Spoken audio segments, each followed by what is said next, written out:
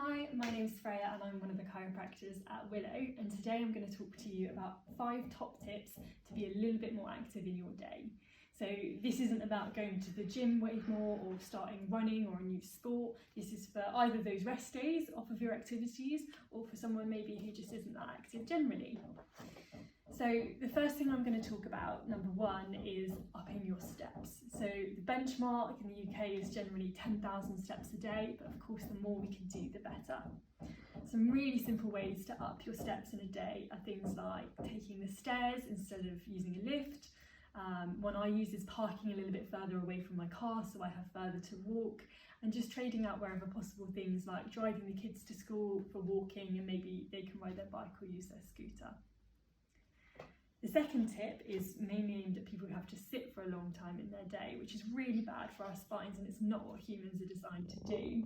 And this is to swap out our desk. So if possible, a standing desk is fantastic, and this is something we've started to use in Willow for our reception team now. Standing is so much better for our body and health than sitting for a long time, so that can be a great one. But maybe an easier solution is, where possible, just swap out your chair for a Swiss ball.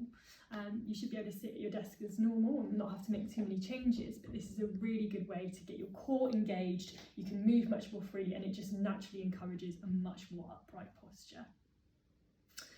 The third thing to mention is stretching at our desk or on the sofa.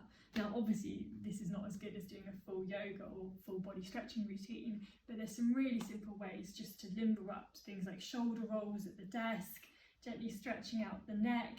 We've got loads of videos that we've shared with you on this. They're a really good way just to get things more flexible and just feeling that much looser and better. The fourth one I'd like to mention is learning to breathe properly. So this not only supports us day to day, but also when we do become more active, if we're in good breathing patterns, we're going to be way more efficient and effective at what we do. So a good way to test is just to see when you're breathing, perhaps when you're lying down, if it's your chest moving or if it's your stomach. Belly breathing, diaphragm breathing is so much better for a number of reasons.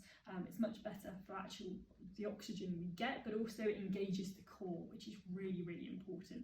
So try and transition, really focus on expanding all of your belly.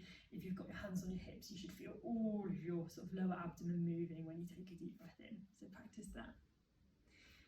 The last thing that I'd like to mention is something that a lot of us use nowadays, which is something like a fitness tracker or a step counter. Now the reason I recommend this is I find that my patients who use one of these, they're sort of held more accountable for their activity levels. So sometimes seeing it in black and white can be all the motivation we need just to be that little bit more active, get our heart rate up and just feel happy and healthier. I hope this helps. Enjoy the rest of your day.